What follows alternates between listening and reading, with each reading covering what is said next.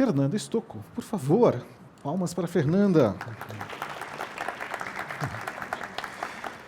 Fernanda é gerente de comunicação na Renault do Brasil, liderando as áreas de comunicação interna e relacionamento com a imprensa.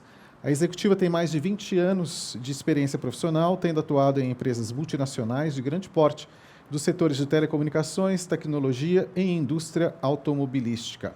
Formada em física, legal, com pós-graduação na área de educação e cursos internacionais, Fernanda é atualmente diretora do capítulo Aberge do Paraná. Muitíssimo obrigado, Fernanda. Convidados, Júlio, por favor. Cadê o Júlio? Ali.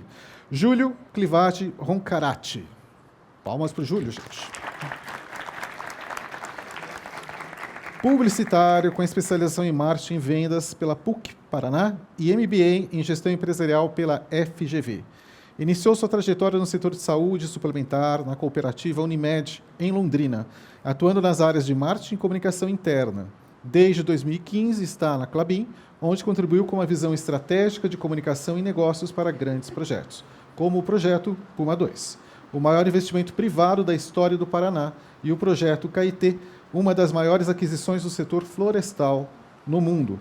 Sua trajetória, construída em organizações cooperativistas e de capital aberto, ampliou seu repertório e fortaleceu sua atuação em comunicação, gestão da reputação e relacionamento institucional, com foco no fortalecimento da cultura organizacional, da segurança e do vínculo com os stakeholders nas operações da Klabin no Paraná.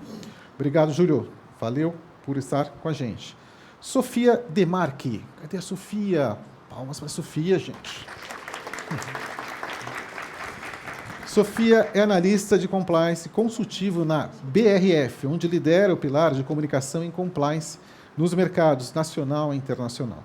Responsável pela elaboração de treinamentos, campanhas internas e iniciativas de engajamento voltadas à ética, integridade e conduta organizacional, incluindo o programa de embaixadores de integridade da companhia. Formada em jornalismo pela Faculdade Casper Libero e pós-graduada em comunicação organizacional na mesma instituição. Atualmente cursa um MBA em ESG pela FGV, aprofundando sua atuação em temas de sustentabilidade, governança e responsabilidade corporativa. Sofia, muito obrigado. E vamos pela nossa última convidada, que é a Fernanda Passoni. Por favor, Fernanda. Curitibana, Relações Públicas pela Universidade Federal do Paraná, especialista em comunicação corporativa e ESG. Tem mais de 10 anos de atuação como executiva e consultora, passando por empresas como Slavier Hotéis, Klabin e Mondelez Internacional. É uma entusiasta da comunicação integrada e tem como premissas a comunicação com foco em resultados para o negócio. Gestão baseada em indicadores, comunicação em rede e desenvolvimento de líderes comunicadores. Desde 2023, está à frente da área de comunicação na Liga Telecom, operadora referência em conectividade via fibra ótica do estado do Paraná. Muito obrigado. Divirtam-se. Ok, uau, gente. Olá, boa tarde a todos e a todas. Boa tarde. Isso, gente. Plateia de comunicação, a gente espera que seja bilateral, né? Muito, muito bem. Gente, eu estou muito feliz em estar aqui hoje com vocês. Queria agradecer ao Zé aí pelo convite. Eu brinquei com ele que eu fui promovida, porque no primeiro evento, no primeiro Diálogo Supera aqui do Paraná, eu estava como painelista, agora eu estou como mediadora. Eu falei, algo de certo eu devo ter feito, né, gente? Então, muito legal, muito feliz de estar aqui com vocês. Quero dar um oi, gente, para todo mundo que nos acompanha online. Um beijo para você, Rodrigo Cogo, da Sinapse. Reforço a propaganda aqui que o Zé fez. Gente, a Sinapse é fantástica. Acho que para nós que somos comunicadores, aí estarmos, né, conectados com tudo de novo que está acontecendo. E, para mim, gente, uma grande honra estar aqui com os meus colegas. Algumas pessoas aqui desse grupo eu já conheço há muito tempo. Todo mundo começou também como jovem aprendiz, né, como a Charmot falou. Então, eu queria que cada um rapidamente se apresentasse. A gente vai ter um painel, gente, um pouco diferente. Eu já vou explicar para vocês como é que é a dinâmica do painel. Pode começar com você, Júlio. Teste. É sempre uma surpresa, né? Se a gente vai falar alto ou baixo quando pega o microfone. Boa tarde, sou o Júlio. Estou na área de comunicação há 15 anos. Comecei muito novo, né, Fer? Sim. Sempre. E a gente se conhece um pouquinho da época de pandemia, né? Quando tinha diversos painéis ali da Aberj para falar de cases que a gente apresentava na época. Fico feliz de compartilhar aqui esse palco com a Nanda. A gente já trabalhou junto uns dias atrás. Não precisa falar tanto quanto tempo também, porque senão entrega a idade. Mas estou no mercado há 15 anos. Iniciei na frente publicitária, no setor de saúde suplementar, em Londrina ainda, sou de lá. E migrei para Telêmaco Borba há 10 anos. Fico ali. Ali é metade do caminho daqui para Londrina. Então, mais ou menos 200 quilômetros daqui. Eu tô na Klabin, é uma marca que não é muito conhecida, mas a gente está na casa de todo mundo. Daqui a pouco a gente chega na apresentação e eu detalho um pouquinho. Então, a gente está na casa de todo mundo. A gente só não sabe como, mas a gente está. Então, estou ali contribuindo um pouquinho, tanto na frente de comunicação interna, quanto crise e relação institucional e governamental também. Muito bem, Sofia. Boa tarde, pessoal, tudo bom? Queria agradecer o convite, inclusive, a oportunidade de poder estar aqui com vocês hoje. Tenho um pouquinho ou menos de tempo de história aí na comunicação, mas acho que já tenho uma abordagem um pouco diferente aqui do pessoal, acho que até dos outros painéis, né? Eu sou jornalista, né, por formação, foquei lá o meu início da carreira com comunicação organizacional, né, então para comunicação corporativa, mas eu tive aí um grande foco diferente aí, né, que até comentaram, né, no painel anterior, eu migrei aí para uma nova área. Então, eu entrei aí há 3 anos, estou na BRF trabalhando na área de compliance, mas dentro do pilar de comunicação, treinamento, e hoje também coordeno aí o grupo de embaixadores, que eu vou falar um pouquinho mais para frente. Mas um pouquinho, a gente dá um histórico, né, que apesar de estar ali compliance, tá, então comunicadora aí de formação. Boa tarde, pessoal. Mais uma vez, obrigada pelo convite, ao Zé e toda a organização. Eu sou a Fernanda, eu sou Relações Públicas de formação, um pouquinho mais de 10 anos na área. Hoje atuo com comunicação interna e externa, mas vou contar que meu xodó, minha paixão é a comunicação interna. Tive passagens ali por Klabin, Mondelez, morando em Telêmaco Borba, São Paulo. Hoje estou de volta aqui a Curitiba, à frente da área de comunicação corporativa da Liga Telecom, que eu vou explicar um pouquinho melhor para vocês depois também. Obrigada. Muito legal, gente. Eu queria falar um pouquinho agora sobre o título do nosso painel, né? Quando a gente lê ali benchmarking em comunicação interna, então, gente, são empresas que são líderes, que são vencedoras de prêmios nacionais, prêmios regionais. Então, acho que a nata da comunicação interna está aqui, isso é muito, muito, muito legal. E comunicação interna estratégica em ambientes complexos, tá, gente? Aqui é muito bacana, quando a gente teve a nossa primeira conversa, a primeira coisa, né, foi falar o que é ambiente complexo para você. Me remete muito a uma fala da Charmot aqui no painel anterior. Será que todo mundo entende a mesma coisa por ambiente complexo? E a conclusão nossa é que não, porque as empresas que estão aqui, inclusive a empresa para a qual eu trabalho, que hoje não é o foco do painel, são complexas por motivos diferentes. Então, a gente tem aqui, pessoal, complexidade de conteúdo, complexidade de público, de você ter que lidar com diferentes públicos na mesma empresa, complexidade cultural, que foi um dos painéis que nós tivemos aqui hoje mais cedo, complexidade daquela empresa que está crescendo muito rápido e tem que entrar gente muito rápido e também sai gente muito rápido e o pessoal vira líder muito rápido e como é que tudo isso acontece, né? A complexidade geográfica, você não ter as pessoas... uma frase do Júlio que me marcou, da catraca para dentro. Ele me falou o poder da catraca. E a Charmo falou que não é para reter as pessoas. Eu falei, gente, olha que fantástico isso. Só essas 2 frases deixam a gente aqui conversando o dia inteiro. Então, ao mesmo tempo em que, para muitas pessoas, o fato de ter todo mundo concentrado num lugar é complicado para comunicar, o fato de você ter o pessoal espalhado também gera um outro tipo de complicação, né? Então, é muito bacana a gente aqui, porque vocês vão ter diferentes complexidades.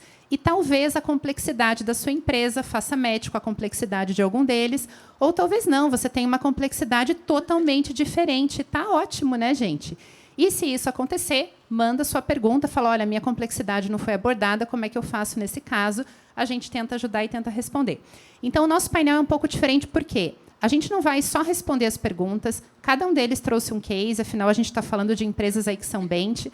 Então, vamos começar com a Nanda, da Liga Telecom, vai trazer o case para a gente, cada um apresenta o seu, e, na sequência, a gente tem aí as perguntas. Vamos lá.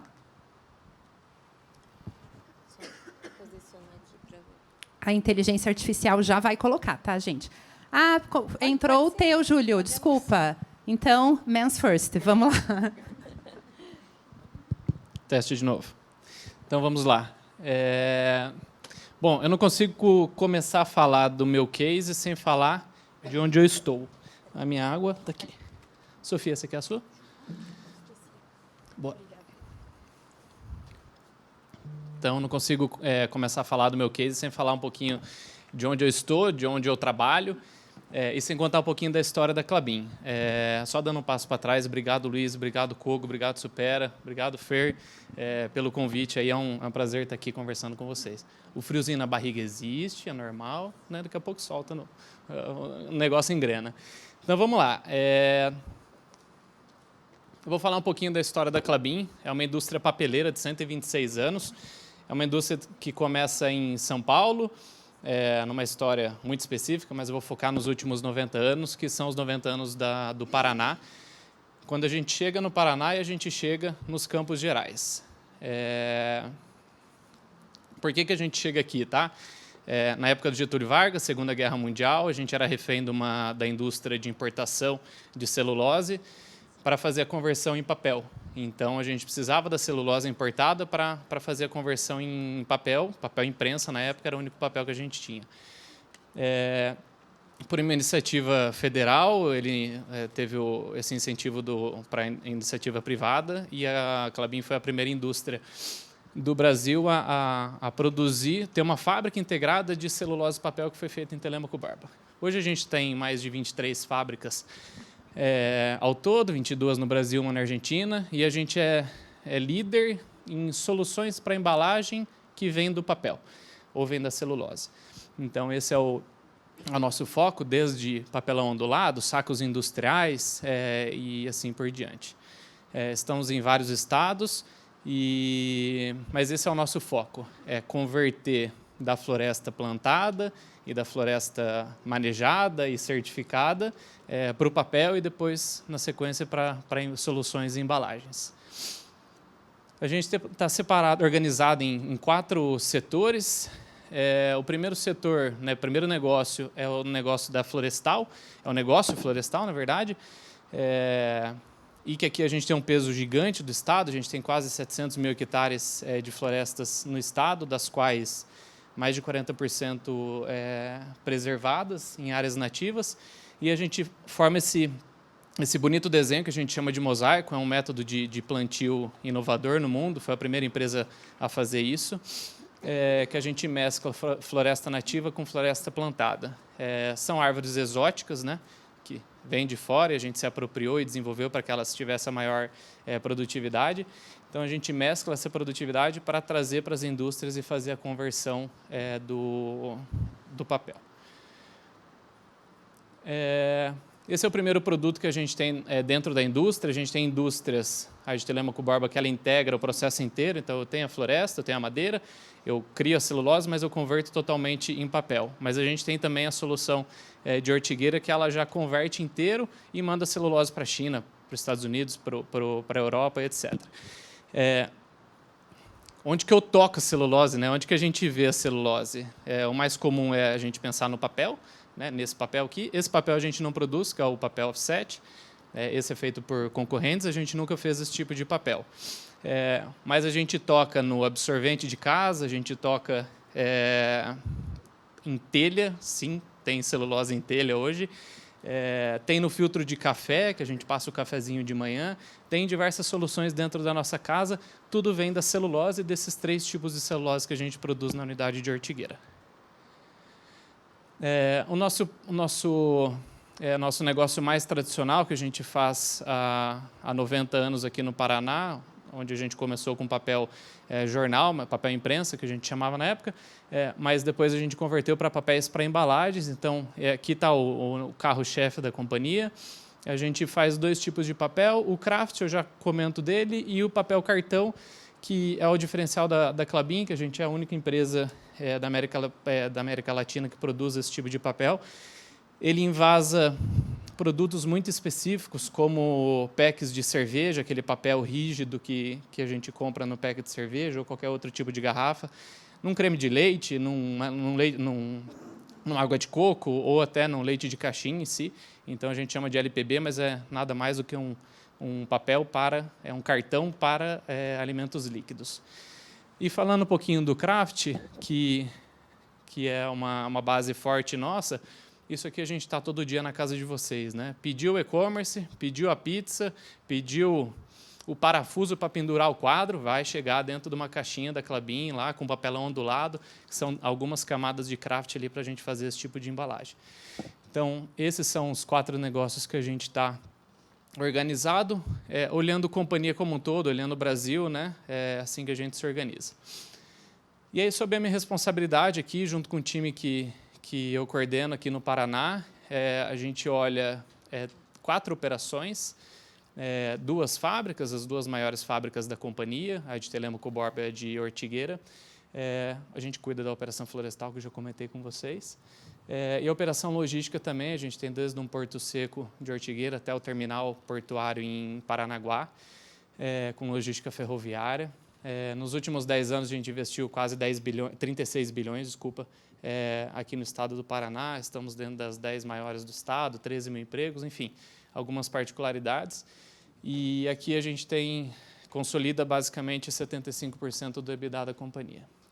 Tudo isso aqui a gente conduz, né, toda a solução de comunicação para esse negócio aqui, a gente conduz com um time hoje que usa 3 chapéus. Usa o chapéu de comunicação externa, de interna e de relação institucional governamental. E a gente também tem um programa de visitas dentro do nosso escopo.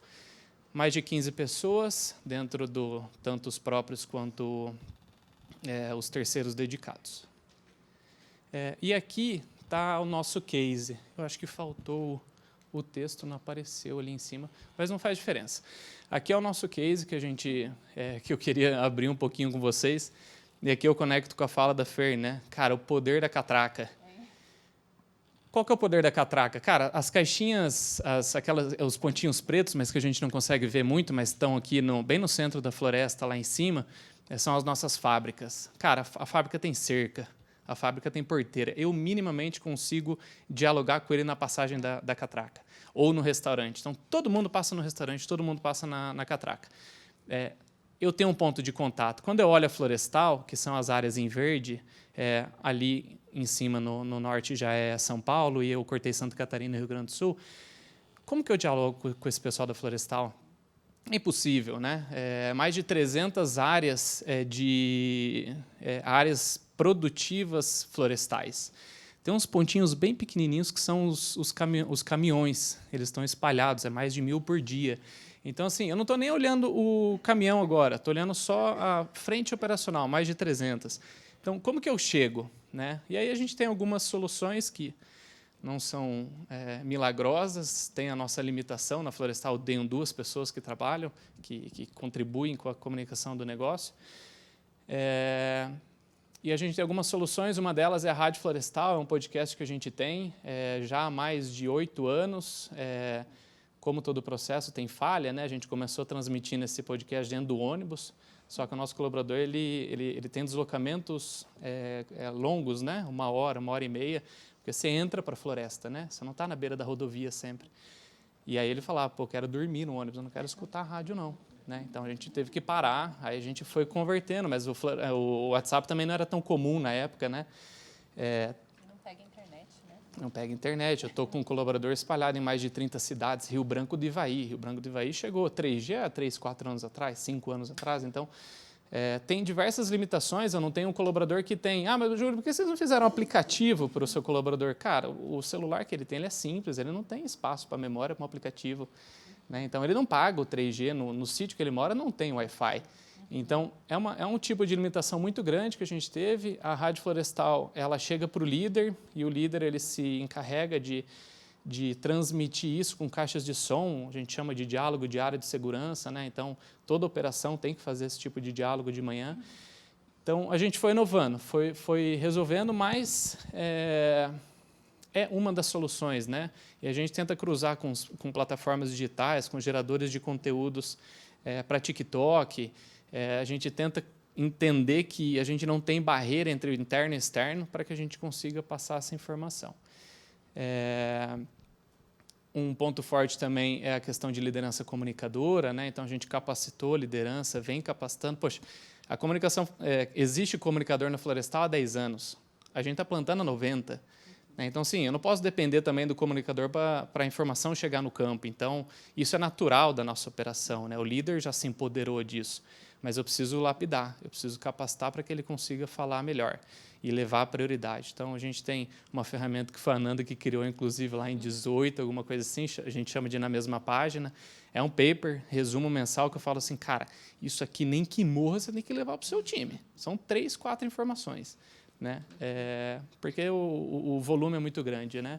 E assim a gente tem outras soluções, mas a Rádio Florestal e essa capacitação para a liderança, junto com Na Mesma Página, acho que são pontos interessantes aí que a gente caminhou nos últimos anos para tentar ter uma integração cultural e uma operação um pouco mais sinérgica com a gente.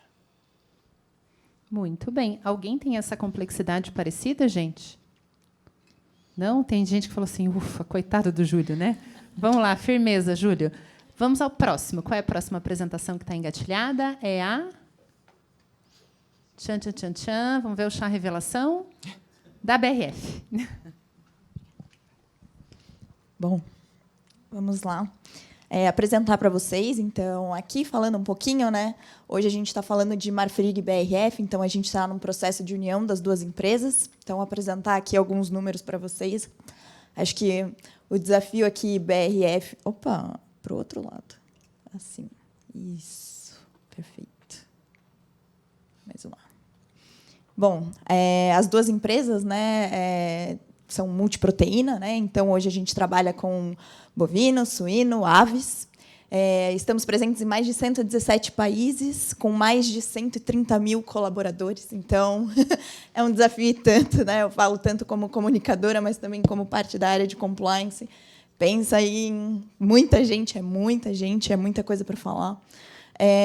Então, isso ao redor do mundo todo. Então, hoje eu ouvi aqui algumas falas bem interessantes, inclusive sobre tradução. Então, falando de acessibilidade na comunicação. Hoje a gente tem esse grande desafio, porque a gente fala, né, grande parte do Brasil, mas a gente também fala América Latina, a gente fala Oriente Médio, a gente fala principalmente agora Turquia, a gente está aí com uma fábrica nova na China.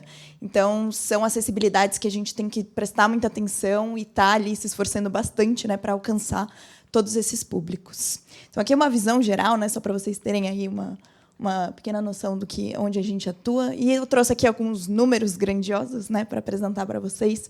Então, vocês devem conhecer aí alguma das marcas, né, se não souberam, por Marfrig ou por BRF, mas Sadia, Perdigão, Bassi, Quali.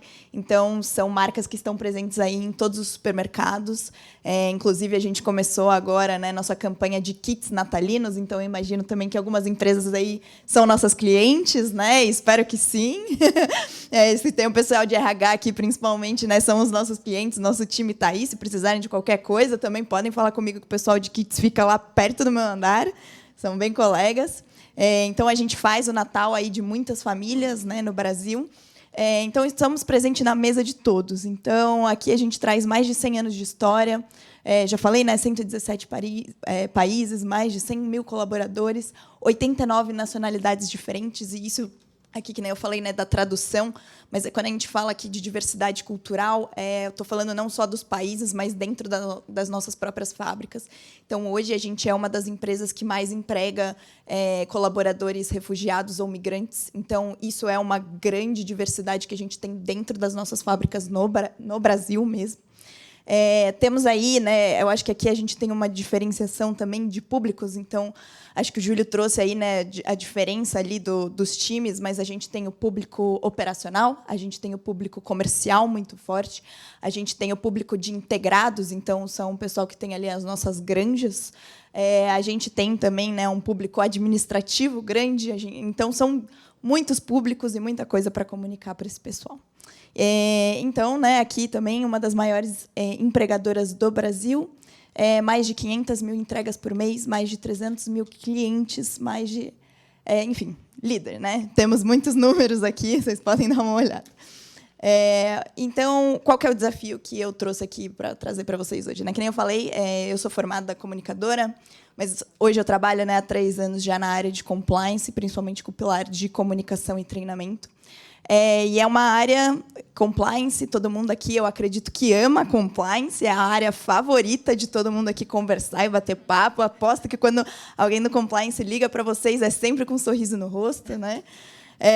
Então, a gente tem aí esse grande peso de como que a gente vai comunicar um tema tão difícil e com tanto... A gente pode colocar ali, né, um certo preconceito, né, quanto compliance. Então, a primeira coisa que a gente fez na BRF foi traduzir um pouquinho isso. Então, compliance é uma palavra em inglês, é uma palavra chata, é uma palavra que tem um teor forte ali.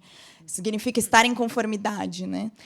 Como a gente pode traduzir isso para uma coisa mais simples? Então, a gente traduziu para integridade. Então, sempre que a gente vai tratar de cultura, a gente vai falar do nosso compromisso com a integridade. Então, hoje a BRF ela tem um compromisso, são 3 compromissos inegociáveis: integridade, qualidade e segurança.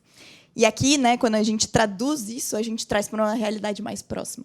Então, torna o tema um pouco mais simples. Porque se eu for perguntar para você, né, você tá de acordo com a nova regra do compliance? Pessoal chato. Mas quando você fala, você é uma pessoa íntegra, você nunca vai falar que não, né? Então, isso ajuda a trazer o pessoal e ajuda a trazer uma comunicação melhor do tema.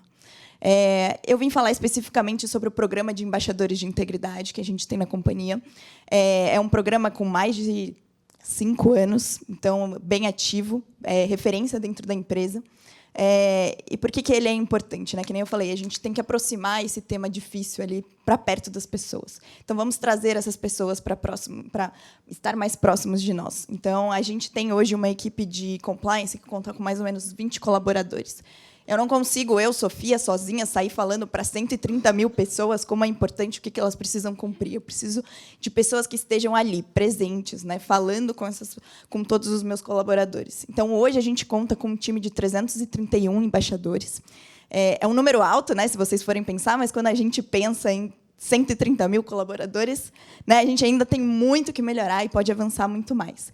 E a gente está presente, eu acho que esse número, principalmente, é bem representativo, 77 unidades. Então, eu preciso estar presente, eu preciso de ter pelo menos uma pessoa em um CD, né, um centro de distribuição. Eu preciso ter alguém lá que vai falar sobre integridade.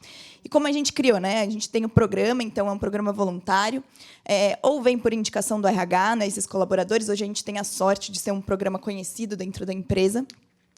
Mas no começo, né, era muito assim: vamos escolher pessoas-chave, pessoas que são exemplo, pessoas que são engajadas. Então, muitas vezes essas pessoas vieram do RH e depois trouxeram outros colegas. Hoje, para a gente, é muito importante ter pessoas presentes na operação, dentro das operações, né, não só que fique no administrativo das unidades. Então, isso é muito importante para ver o dia a dia, para ver as dores, né, entender o que a gente pode ajudar, tirar as dúvidas. Um programa voluntário que vem por indicação, a gente faz uma análise de perfil e aí a gente nomeia essas pessoas. Isso é uma grande parte do programa de engajamento que a gente tem aqui, né? Você dá notoriedade para aquela pessoa. Então, em todas as unidades que eu tenho um embaixador presente, eu tenho um comunicado claramente ali falando quem são os embaixadores, quem eles podem procurar em caso de dúvidas. Isso ajuda muito, né? E dá uma representatividade para aquele colaborador, ele se sente parte disso, né? E aqui também eu trouxe alguns exemplos, né? Então, hoje a gente tem instituído, acho que alguém comentou também, né, sobre o momento saúde e segurança que a gente tem, né, bem instituído. A gente criou um momento integridade. Nada mais é do que 5 minutos eu vou falar sobre algum tema de integridade. Como a gente fez isso? A gente criou as receitas de integridade. Então, somos uma empresa de alimentos, nada mais justo, né, do que criar uma receita. Então, a gente tem ali os ingredientes, a gente tem o modo de preparo, a gente tem uma dica. Aqui a gente traz, e isso pode ser comunicado em menos de 5 minutos, os principais temas. Aqui eu trouxe o exemplo do Manual de Transparência, que é o nosso código de conduta, mas eu tenho receita sobre diversos procedimentos, sobre diversos temas que a gente tem que ter cuidado. Então, conflito de interesse, processo de doações, patrocínios. Aqui a gente tem, hoje, mais de 55 receitas de integridade que os nossos embaixadores podem escolher e passar nesse momento de integridade. Tá? Aqui também eu trouxe um exemplo que, inclusive, né, foi parte desse convite aqui para estar com vocês hoje, que foi a nossa Semana da Integridade. Então, essas 2 fotos aqui, né, são mobilizações da Semana da Integridade, que ano passado a gente ganhou aí o Prêmio ABERJ, né, na categoria de Ética e Compliance. É um evento anual que a gente faz, uma semana inteira com ativações sobre ética, sobre integridade, sobre o compromisso da empresa com esse tema. E ali a gente conta muito, e muito, quando eu digo aqui é muito mesmo, com o apoio dos nossos embaixadores. Eles são ali o nosso ponto focal, eles que vão puxar todas as atividades, eles que engajam toda uma fábrica, todo um CD, todo um escritório em prol da Semana da Integridade. Então, a gente faz sugestões para eles, eles vão lá, mobilizam as equipes, fazem a agenda da unidade, a gente faz, claro, né, a gente puxa do administrativo webinars para todas as unidades, né, faz essa disposição, grava toda a conversa com as lideranças, né, alinhamento, isso tudo a equipe faz, mas a gente conta muito com o engajamento local deles. E aqui, né, eu trouxe até uma foto da nossa embaixadora de camisa rosa, né, camiseta rosa, a Mayumi, né, ela é embaixadora da unidade de Chapecó, em Santa Catarina. Mas é um trabalho, por exemplo, que a Mayumi faz com a gente. Ela é embaixadora há mais de 4 anos já. Então, isso, eu tenho uma pessoa que está na empresa só em um programa há mais de 4 anos, voluntário, né, é uma coisa muito significativa. Então, ela se sente parte, ela representa ali uma grande parte do que é a cultura da empresa também. E aqui também, né, exemplos do que a gente faz muito com pouco. Então, a história das receitas, né? Eu faço uma receita em 30 minutos, né? Consigo fazer uma receitinha bem simples e eu preciso só que a unidade pegue e imprima uma folha e coloque ali no mural. Isso é bem simples. Aqui na Semana da Integridade também, a gente traz aí, eles fizeram, por exemplo, né, embalaram bis, escrito ali com o nossa digital de integridade, escrito Semana da Integridade, uma coisa que custou para eles muito pouco, né, mas que engajou muito. Então, gente, vamos fazer aqui um momento, então vamos fazer um alô integridade.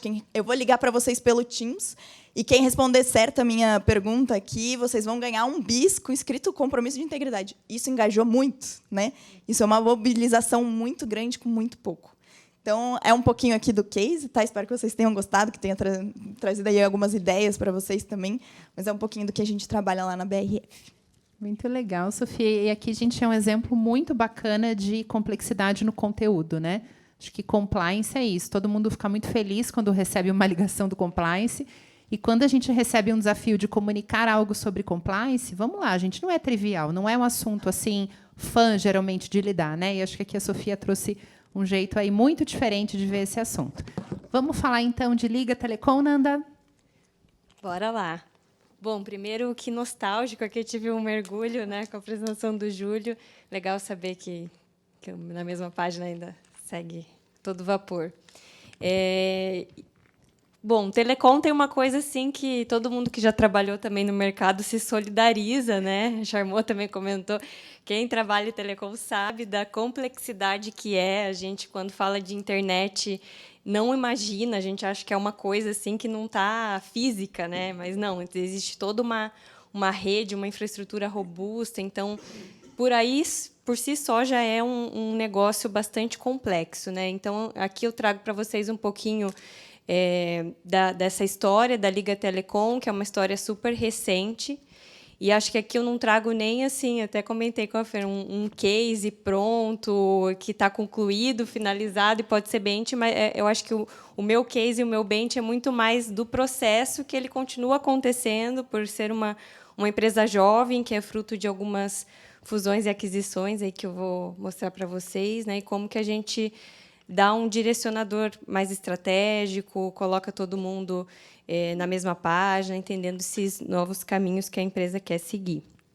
Então, aqui eu trago, né, por curiosidade, acho que talvez muitos de vocês conheçam a Liga Telecom pela Copel Telecom. Então, até hoje, a gente ouve a antiga Copel Telecom, porque a gente tem esse legado da fibra ótica, dessa capilaridade de rede de internet em todo o Paraná, que veio da Copel Telecom. Então, depois da privatização, o grupo acionista da Liga comprou, ainda não existia a marca Liga, né? Então, teve outras empresas que fizeram parte dessa composição. Então, Horizons, que era uma empresa muito forte no segmento corporativo, governos, Nova Fibra, que era um foco maior em público final, mas que também já era oriunda de várias aquisições de pequenos provedores locais. Então, em um ano, Nova Fibra comprou 12 pequenos provedores. Então, a gente foi acumulando nesse legado vários processos, várias culturas, várias tecnologias distintas, né? E aí também não posso deixar de citar a Sercontel, que, para quem é de Londrina, como o Júlio, né, conhece muito bem, é uma empresa, também uma ex-estatal com 57 anos de história, que faz parte do nosso mesmo grupo acionista. Então, tem uma sinergia, uma interface ali operacional grande. Então, a gente tem esse mix de culturas, e aí a gente não fala só de cultura de pessoas que vieram de realidades diferentes. A própria Copel, a gente nem trouxe o legado de pessoas, era só da tecnologia.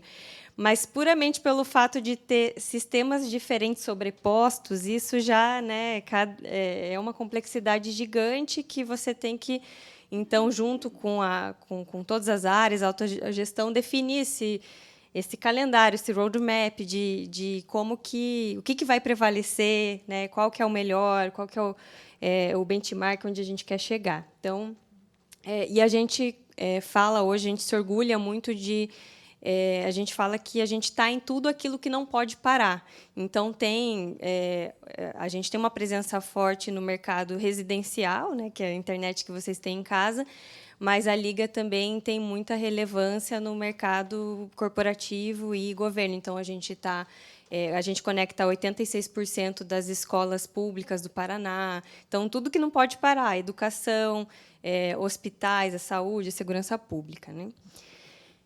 Opa, está comigo. Bom, aqui um pouquinho mais do contexto. Como eu comentei, a gente está no nosso 4º ano como marca Liga, então uma marca super jovem. A gente ainda não pode dizer que já está superado e consolidado, né? E essa construção ela continua acontecendo.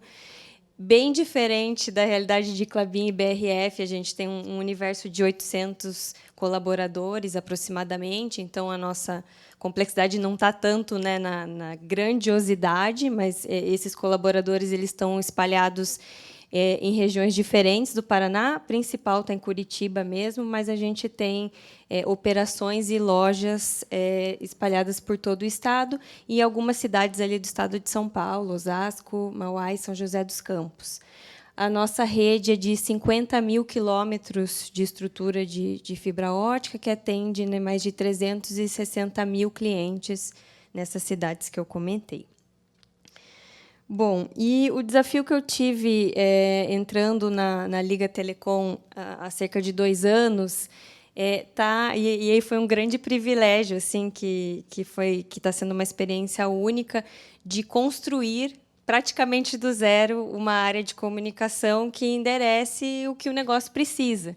Então, tem uma parte muito boa nisso, que é você dedicar um tempo para planejar e desenhar mesmo o escopo da área, a estrutura, quais são as prioridades, né? Então, a gente definiu esse propósito muito claro, que eu acho que já é um norteador importante de como que a nossa área se posiciona para alavancar o próprio crescimento do negócio, que é um negócio novo, precisa dar resultado. Então, a gente já está nesse lugar de não estar só a existência para endereçar a questão cultural, de comunicação interna, olhando para uma perspectiva de pessoas, mas que essas pessoas elas precisam entregar o que o negócio precisa em termos de crescimento, né? Então, dar essa clareza de objetivos, de direcionadores o nosso propósito. E aí a gente dividiu a nossa atuação em 3 pilares para a gente garantir que a gente vai estar dando o peso correto para cada um deles, que a gente tenha no dia a dia essa intencionalidade de estruturar alguns processos que são cruciais para a área de comunicação, que extrapolam um pouquinho daquela questão do desenho de canais, né? Então, a gente partiu da premissa de que a nossa comunicação, como uma empresa que tem uma pegada de muita velocidade pela demanda do próprio mercado, de mudanças constantes e ter essa agilidade toda, a gente precisava trabalhar em comunicação em rede. Então, a gente tem um pilar de comunicação em rede que engloba tanto liderança comunicadora, que é uma frente muito importante, multiplicadores, parecido com o case que a Sofia trouxe, e esse entendimento de que nem tudo é responsabilidade da área de comunicação, e sim de uma comunicação fluida entre áreas. A parte de experiências, então, aqui a gente definiu bem que a gente gostaria de gastar menos energia na parte de produção de conteúdo para canais, então a gente tem poucos e bons suficientes canais. Depois, quem quiser conversar, o nosso case de Viva Engage, inclusive, é assim fora da curva. A gente tem 90% dos colaboradores engajados na plataforma, mas aqui a gente traz muito um olhar de experiência mesmo. Então, a gente tem o programa Cliente Número 1, que coloca o próprio colaborador como esse cliente prioritário que vai estar no centro das decisões e das sugestões de melhoria contínua para a empresa.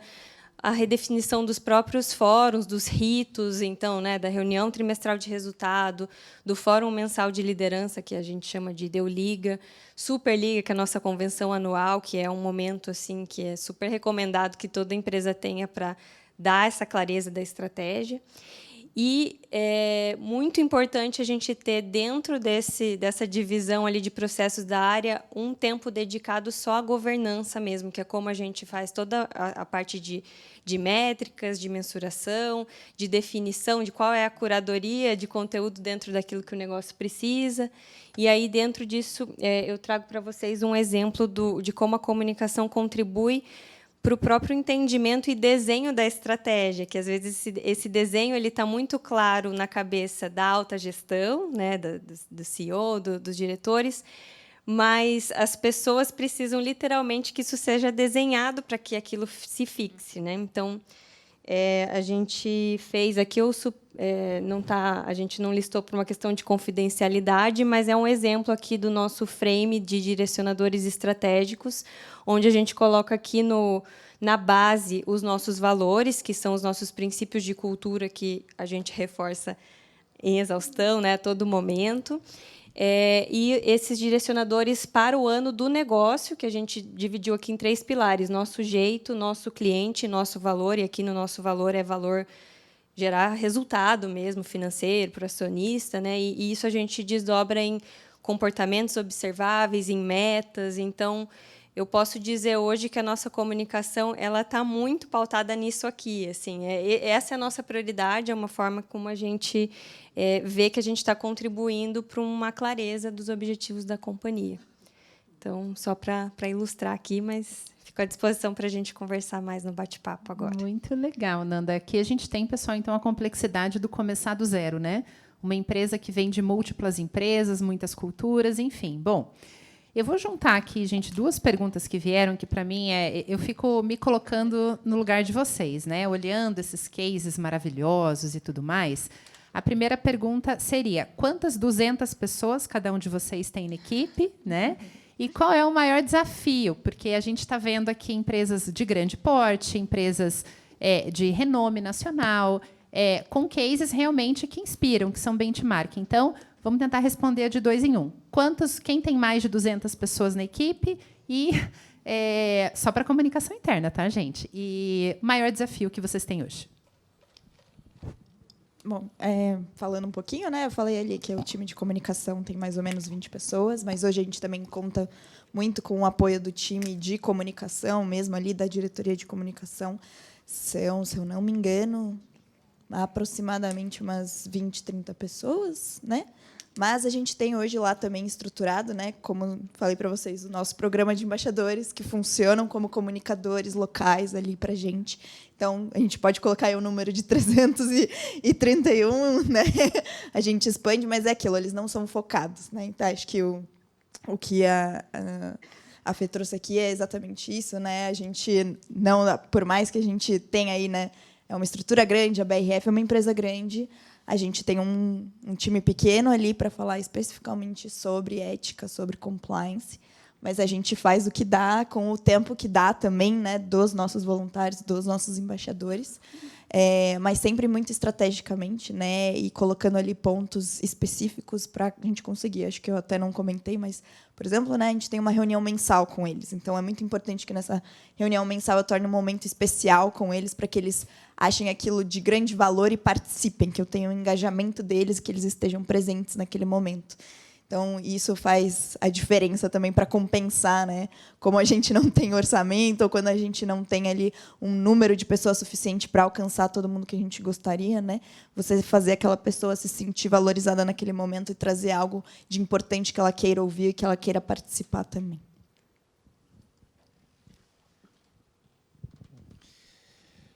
Bom, hoje eu respondo para 2 gerências, né? Respondo para uma gerência de comunicação externa e uma de interna. Ambas ficam em São Paulo. Juntando os 2 times deve dar 30, não lembro se é número de cabeça, mas eu chuto que umas 30, 35 pessoas também. Aqui no Paraná a gente tem acho que o maior time. A gente está acho que entre próprios e terceiros dedicados, a gente deve somar uns 17. E só próprio... Se não me falha a memória, é 13. Desculpa, time, se eu errei o número. Mas eu acho que é 13. Então é isso. São times robustos, mas é aquele negócio. Eu fui o 4º contratado do time Paraná. Tinham 3 na época, eu fui o 4º. Aí quem estava antes de mim falou assim, não, mas agora vai ficar tranquilo, você é o 4º. A gente já está em 13. Até agora não ficou tranquilo. Então... Todo mundo tem um projetinho na gaveta ali que, cara, tem uma pessoa nova lá, cara, aparece e na job. realidade precisaria de quanto, Júlio? 38, só no meu. Mas é isso, né? Todo mundo tem um projeto de gaveta, a hora que aparece um recurso a mais, quer priorizar aquilo ali, né? E a companhia cresceu muito também, né? Eu fui o 4º do time, mas a companhia na época, acho que tinha uns... 3.500, 4.000 colaboradores no estado do Paraná. Hoje está com 13. Então, a gente cresceu com a companhia, né? Sobre desafio, acho que, alinhado com o que a Nanda trouxe, acho que essa questão cultural é importante. No ano passado, a gente fez uma grande aquisição, que é da operação da Arauco, lá pertinho de casa. Então, a gente ficava até um limite na nossa base florestal. Logo que acabava nosso limite, era Arauco, que é uma outra empresa de celulose também, mas eles fazem também a parte de madeira, MDF e tal. E a gente comprou mais de 1.000 pessoas, operação, terra, enfim, projeto gigante, 6 bilhões de reais também. Então, acho que essa questão cultural ela é complicada, ela é difícil, porque a gente se classifica como empresa de capital intensivo, né? Então, a gente faz grandes investimentos, mas, por exemplo, a máquina 1, que a gente inaugurou em 46, ela ainda trabalha, né? Então, é assim, não desatualiza, né?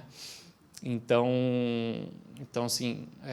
vem com a fábrica de Monte Alegre, ela vem passando por projetos de expansão, aí você tem um Greenfield, que é o Puma, que é em Ortigueira, então você traz mais 1.500 pessoas novas, né? Então, acho que essa questão cultural é forte. Depois tem o Puma 2, que é mais 12 bilhões, mais 1.000 pessoas, agora Caetê. Então, acho que essa questão cultural é importante, mas a capilaridade que eu trouxe aqui não dá para deixar de passar, acho que o meu ponto-chave.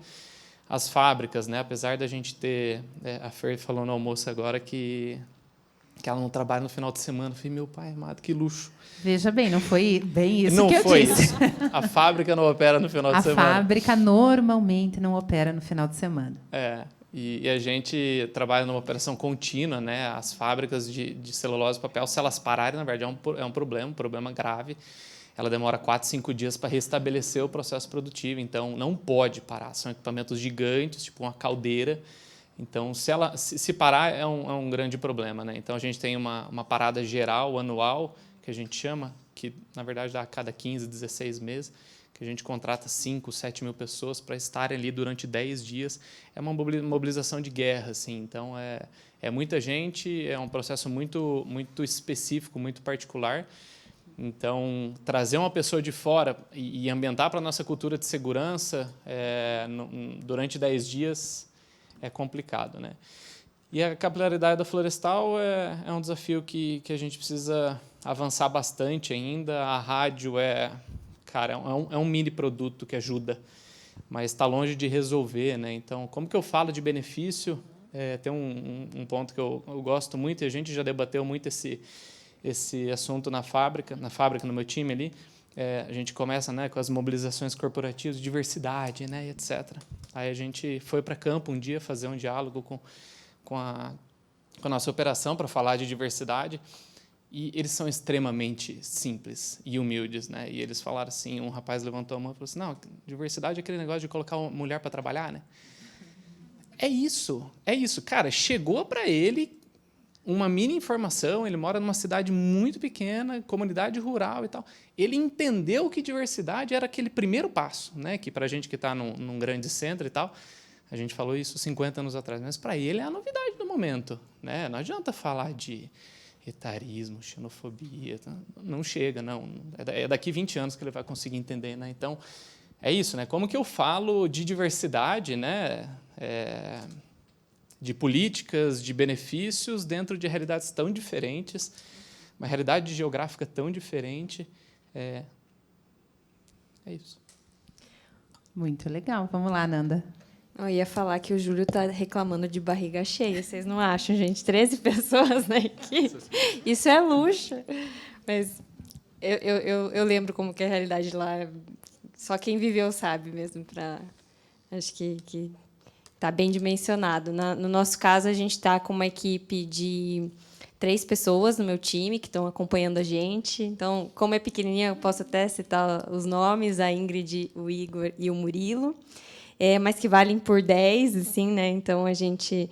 É o que eu falei, é muito esse trabalho de priorização. Eu acho que a gente dá o tamanho que a gente que dá o nosso tamanho, né? Assim, então, tem esse lado bom da gente estar construindo a área do zero e pavimentando, e tudo você tem que documentar. Então, a gente também tem isso documentado em política, em procedimento normativo da área. Então, qual é o nosso papel, até onde que a gente vai, para adequar tudo que a gente tem que atender para a companhia dentro desse dimensionamento de escopo que a gente tem. Muito legal. E uma coisa aqui, gente, que eu acho que a gente pode concluir, né, de tudo isso que nossos colegas trouxeram até agora, é que complexidade, quando a gente fala de ambiente complexo, muita gente procura pensar que complexidade é um problema que eu tenho que resolver. E que eu vou resolver e eu vou eliminar a complexidade. Gente, a complexidade ela não é eliminada, ela é uma característica.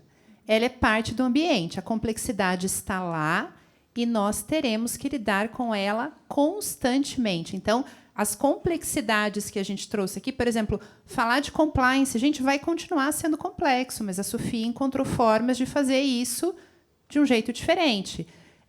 Comunicar com colaboradores que estão espalhados geograficamente, que não têm acesso à internet, o Júlio não tem como resolver isso. Não tem como resolver. Mas ele encontrou forma, junto com o time dele, para que essa comunicação chegue. A Nanda, com as 3 pessoas, fazendo, né, o milagre ali de implementar uma comunicação do zero. Não vai ter 30 pessoas do dia para a noite. Então, acho que um pouco assim, né, que eu queria trazer para vocês refletirem, é que, às vezes, a gente quer se livrar do problema. A gente acha que a complexidade é um problema e eu tenho que aniquilar aquele problema. Não é por aí. É como conviver, é como tornar aquilo mais fluido, né? Foi falado hoje isso por outros painelistas. Como a comunicação chegar nas pessoas? Como a comunicação fazer sentido? Como a gente ter certeza que está todo mundo entendendo? E nessa visão aqui da complexidade, também já encaminhando a gente aqui para as considerações finais, porque o nosso tempo não é ilimitado, né, Zé? Eu queria que vocês trouxessem o que não pode faltar na visão desse comunicador, sabendo que a complexidade é algo que está nos acompanhando. Ela não vai embora, por mais que vocês queiram. Não irá, né? Então, a visão desse comunicador, independente do tamanho da empresa, o que não pode faltar, gente?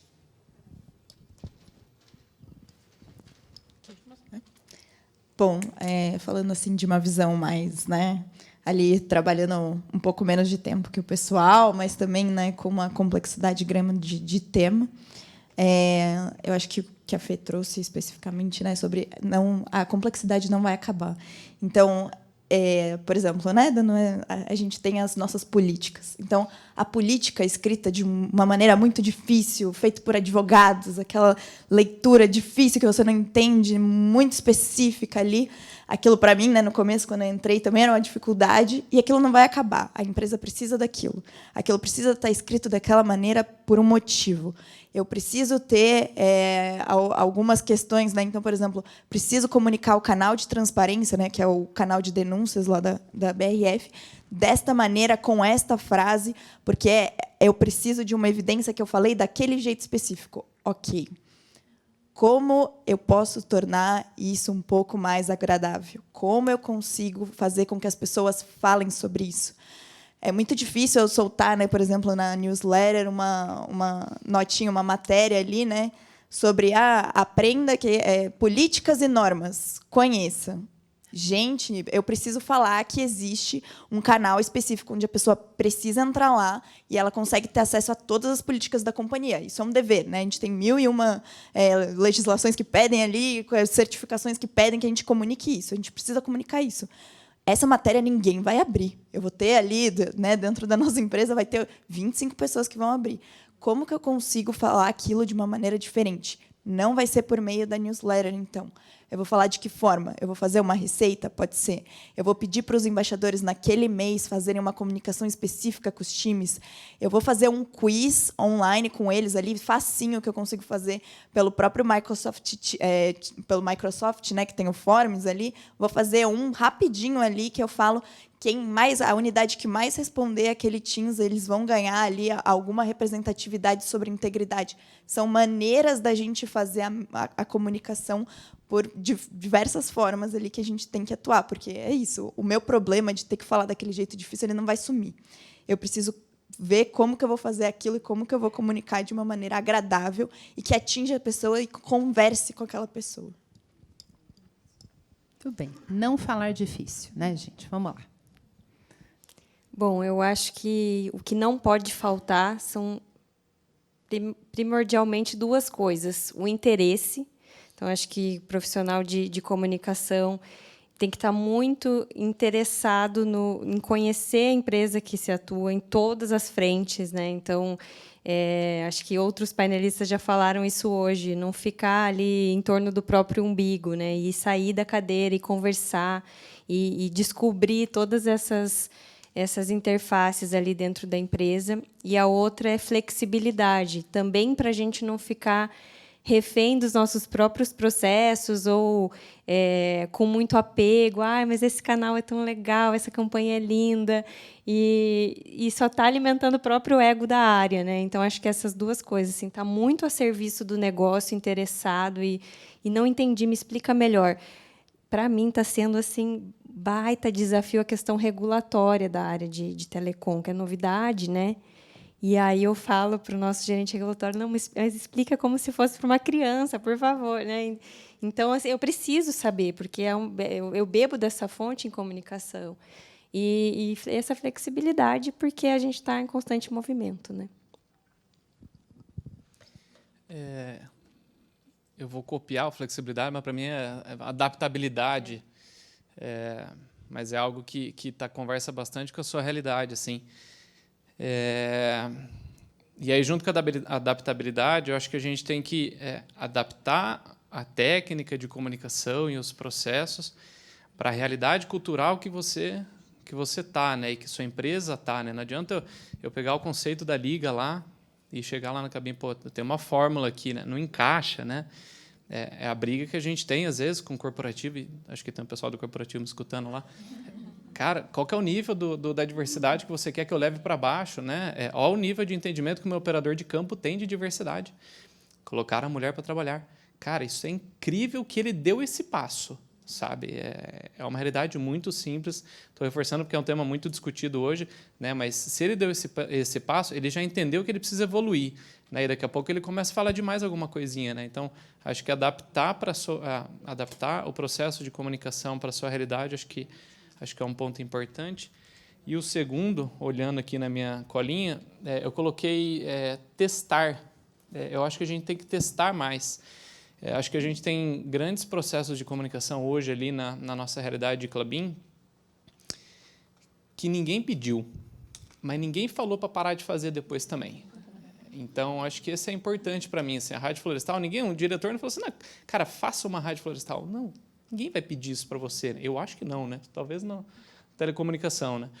Mas, cara, eu acho que entenda o campo, entenda a realidade, vê a sua questão cultural, as restrições do seu público, entenda que ele não pode ter um aplicativo, que ele não tem mobilidade, que ele não sabe ler, e fala assim, vai escutar. Né? Escutar é a melhor solução. Então, então parece ser legal. Vou colocar no busão. Não, no busão não. Porque quer dormir. Então, tá bom, adapta e põe no campo. Né? Então, você vai adaptando, mas eu acho que a gente tem que testar mais. Né? Mas dentro desse ambiente de teste, não adianta também criar gigantes projetos e tentar aprovar e pedir dinheiro. Não vende para o projeto inteiro. Testa mini, faz micro ali, chama o fornecedorzinho da cidade, chama o cara da rádio local ali, testa com ele. Vai ficar barateza. Aí, se deu certo, cara, o cara vai conseguir acreditar no projeto e vai falar assim, não, ali eu vou botar recurso. Então, acho que a gente precisa testar um pouquinho mais e parar de tentar vender grandes projetos. Mas não deu porque não aprovaram. Você pediu uma Ferrari, né? Começa com um Golzinho ali. Não, começa com um Sandero. Um Kwid. Kwid. Isso. Né? Bem melhor. Bem melhor. Gente, muito bom. Pessoal, Kwid carro sustentável, tá, pessoal? Olha lá. Eficientíssimo. Gente, então, acho que aqui, para a gente encerrar, a conclusão que fica é que sempre tem solução, né, gente, para as complexidades que a gente tem aí no dia a dia. Às vezes, não é aquela solução que você sonhou, maravilhosa, que você vai conseguir implementar 100%, mas, né, barateza, né, Júlio? No barateza, a gente consegue, com as 3 pessoas no time, com muita criatividade, com os 331 embaixadores, acho que aqui a gente tem um pouco de inspiração aí dos caminhos que vocês podem percorrer nas empresas de vocês. Zé, é isso. Muitíssimo Obrigada, obrigado. gente.